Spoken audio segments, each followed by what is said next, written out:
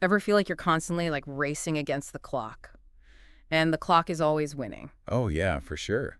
That feeling of being overwhelmed by time, you know, Yeah. like it's slipping through your fingers. Well, we're going to deep dive into a podcast episode called The Secret of Time Management. And it's packed with tips to help us take back control. Yeah, one of the first things it emphasizes is that time, unlike money, is a finite resource. Yeah, I've heard that before, but it's easy to forget. Yeah. So how do they suggest we really grasp that? Well, they suggest tracking your time for a week, writing down everything you do. Mm. You might be surprised where those hours go. Like, imagine you spend 2 hours a day just checking email. I am so guilty of that. That's valuable time that Yeah. could be used more strategically. Okay, so let's say we've tracked our time and Right. realized there's room for improvement. Where do we go from there? Well, that's where the Pareto principle comes in, or the 80-20 rule. Okay, I've heard of that, but I'm not sure I fully grasp how it applies to time management. So think about your to-do list. Mm. Are there a few tasks that, if completed, would make the biggest impact? That's your 20%. The tasks that drive 80% of your results. The key is to identify those high-impact activities and prioritize them. So instead of trying to tackle everything at once, we should really focus on the tasks that will move the needle the most. Exactly. It's about working smarter, Yeah. not just harder. And that sometimes means embracing the power of no. Oh, saying no can be tough. I tend to be a people pleaser. I hear you. It can feel uncomfortable at first. But this episode reframes saying no as a way to protect your time and energy. So you can say yes to the things that truly matter. But how do we know what to say yes to and what to say no to? Isn't it hard to draw that line? The source suggests setting clear boundaries based on your values and goals. If a request doesn't align with those, it's okay to politely decline. Like if your goal is to spend more time with your family, you might need to say no to extra work commitments that encroach on your evenings and weekends. That's a good example. So it's about making conscious choices about how we spend our time, not just reacting to every request that comes our way. Exactly. And another crucial aspect of this is planning. Oh, planning. I have a love-hate relationship with planning. Some days I love a good detailed schedule. Other days I just want to go with the flow. And that's okay. Planning doesn't have to be rigid. It's about finding a system that works for you, whether that's a detailed daily schedule, a weekly overview, or a flexible list of priorities. The key is to have some structure in place to help you stay on track. I guess it makes sense. Having a plan, even a loose one, can help you feel more in control of your time, rather than feeling controlled by it. Precisely. It's like having a roadmap for your day, week, or even month. You know, where you're headed and how you're going to get there. So what are some of the tools or methods they suggest for planning? It mentions a variety of options, from traditional calendars and planners to digital apps and project management tools. It doesn't advocate for any specific tool, but rather emphasizes the importance of finding what works best for your personal style and needs. So for someone who thrives on the visual aspect of a physical planner, a paper planner might be a good choice. Right. While someone who's always on the go might prefer a digital calendar that syncs across all their devices. The key is to find a tool that you'll actually use, and that helps you stay organized. It's about making planning work for you, not the other way around. Now, I'm curious about something else they mentioned. The importance of rest and recharge. Isn't that counterintuitive when it comes to time management? It's a common misconception. The episode actually stresses that rest isn't the enemy of productivity. It's essential for it. So taking breaks, getting enough sleep, making time for relaxation, those are actually investments in our ability to manage time effectively. Exactly. Think of it like recharging a battery. If you keep using a device without recharging it, eventually it will run out of power. The same goes for us. We need to give ourselves time to rest and recharge so we can operate at our best. I like that analogy. I definitely notice a difference in my focus and energy levels when I've had a good night's sleep or taken a proper break. Right. And neglecting rest can actually lead to burnout and decreased productivity in the long run. So how do they suggest we incorporate rest into our busy schedules? It encourages us to schedule breaks throughout the day, just like we schedule appointments or meetings. Even short breaks can make a big difference. And of course, getting enough sleep is crucial. I'm starting to see that time management isn't just about cramming more into our days. It's about working smarter, prioritizing effectively, and making time for ourselves. Exactly.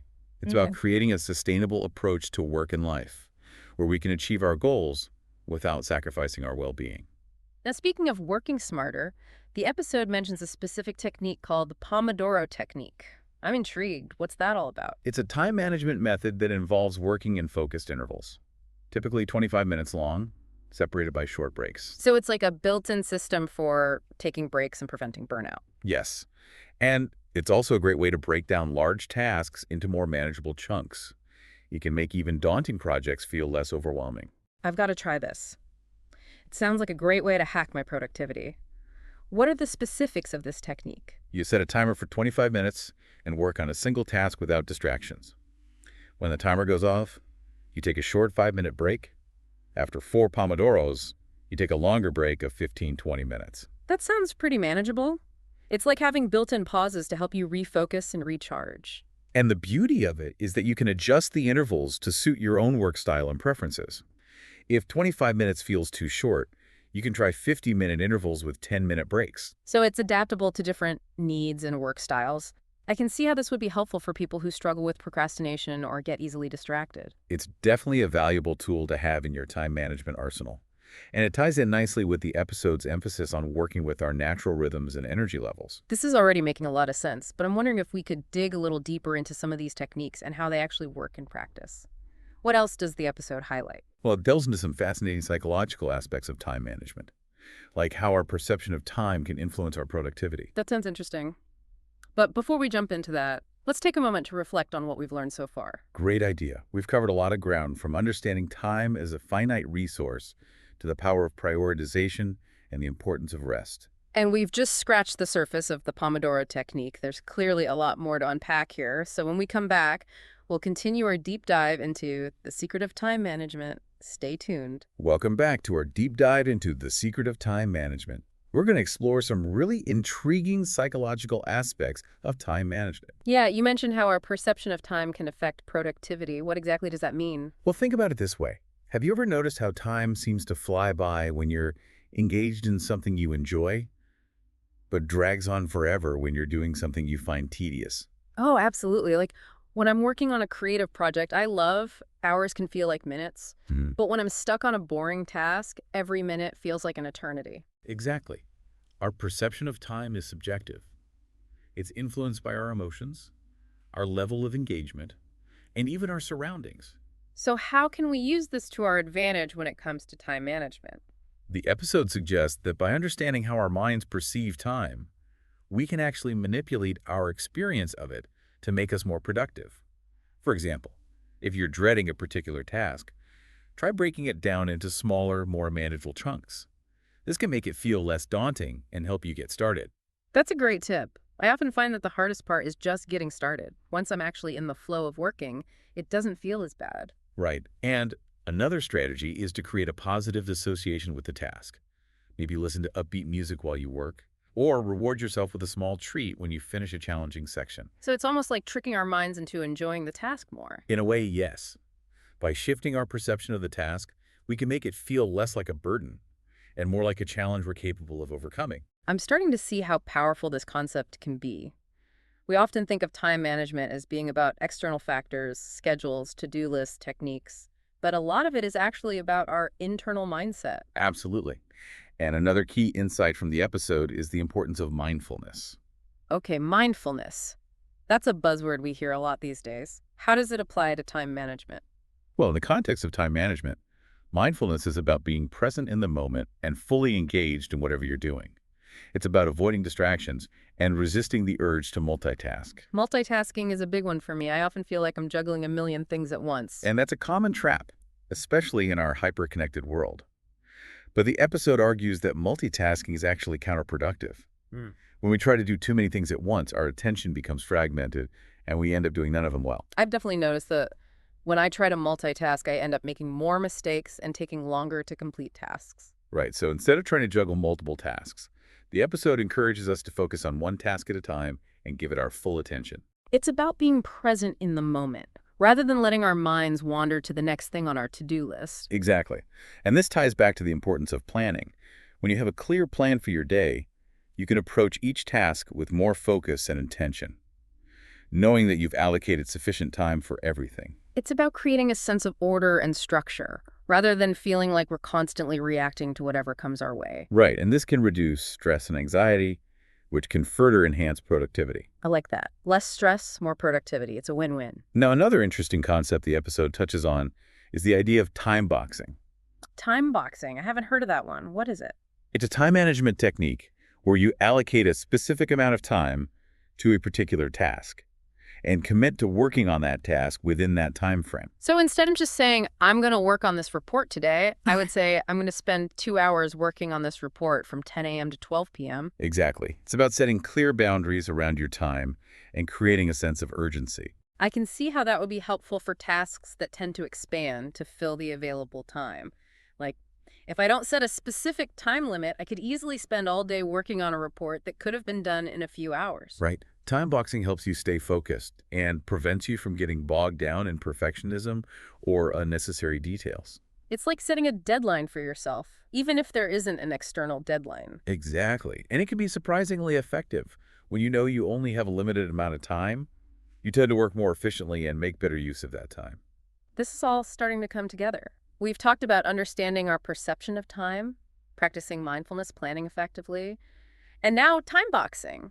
It seems like all these techniques are interconnected. They are. They all work together to create a holistic approach to time management. It's not just about one magic technique. It's about creating a system that works for you, incorporating different strategies and adapting them to your individual needs and work style. And it's an ongoing process. It's about constantly evaluating your habits, experimenting with new techniques, and refining your approach over time. It's about becoming more aware of how we spend our time and making conscious choices about how we want to use this precious resource. Exactly. And as we become more skilled at managing our time, we can free up more space for the things that truly matter to us, our passions, our relationships, our personal growth. That's the ultimate goal, isn't it? Not just to be more productive, but to live a more fulfilling and meaningful life. Absolutely. Yeah. And that's what makes this episode so powerful.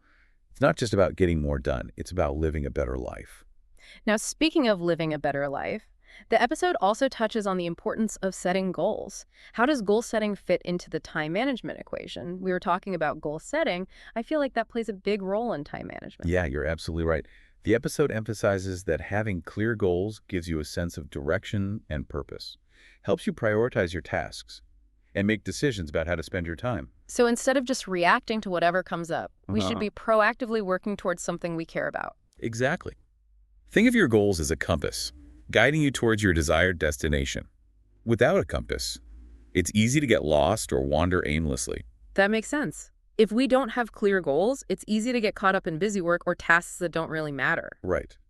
When you have well-defined goals, you can ask yourself, does this task contribute to my goals? Is this the best use of my time right now? Makes sense. It gives you a framework for making decisions about what to prioritize and what to let go of. Exactly. And the episode suggests setting both long-term and short-term goals. Long-term goals provide a big picture vision, while short-term goals break down those larger aspirations into smaller, actionable steps. So for example, if your long-term goal is to write a book, your short-term goals might be to write a certain number of words each day or to complete a chapter each week. That's a perfect example. By breaking down your goals into smaller chunks, you create a sense of momentum and accomplishment, which can keep you motivated and on track. Like milestones on a hiking trail, it helps you track your progress and make the journey less daunting. Speaking of journeys, the episode also emphasizes the importance of self-reflection. Self-reflection. I haven't really thought about that in the context of time management. How does it fit in? Well, the episode suggests that taking time to reflect on your habits, your progress, and your challenges can help you identify areas for improvement and make adjustments to your approach. So it's about taking a step back and looking at the big picture instead of just getting caught up in the day-to-day grind. Exactly. It's about asking yourself questions like, what's working well? What could I do differently? What are my biggest time wasters? Am I aligned with my goals? Yeah, it's easy to just go through the motions without really thinking about whether we're being effective. And self-reflection can help us course correct. Make sure we're on the right track. It's also an opportunity to celebrate our successes and acknowledge our efforts. Yeah, that's important. It's easy to focus on what we haven't done yet and forget to appreciate how far we've come. It's about finding that balance between striving for improvement and acknowledging our accomplishments. We've covered a lot of ground in this deep dive. Everything from our perception of time to the power of planning mindfulness, goal setting, self-reflection. It seems like all these elements come together for a holistic approach to time management. They do. And the beauty is that you can personalize this approach to fit your own needs and preferences. There's no one-size-fits-all solution. It's about experimenting with different techniques, finding what works for you, and creating a system that helps you feel more in control of your time and your life. And it's an ongoing journey. As your life changes, your goals evolve, and your priorities shift, you'll need to adapt your approach. This deep dive has given me a whole new toolkit for managing my time more effectively. Me too. And I hope our listeners feel the same way. To wrap things up, what's one key takeaway you would leave our listeners with? I think the most important message is that time management is not about finding more time. It's about making choices about how we use the time we already have. It's about aligning our actions with our values and our goals and creating a life that feels both productive and fulfilling. Absolutely. Yeah. And remember, every moment is an opportunity to create something meaningful. Yeah. So let's make the most of it. And on that note, we'll wrap up this episode. Thanks for joining us for this deep dive into the secret of time management. Until next time.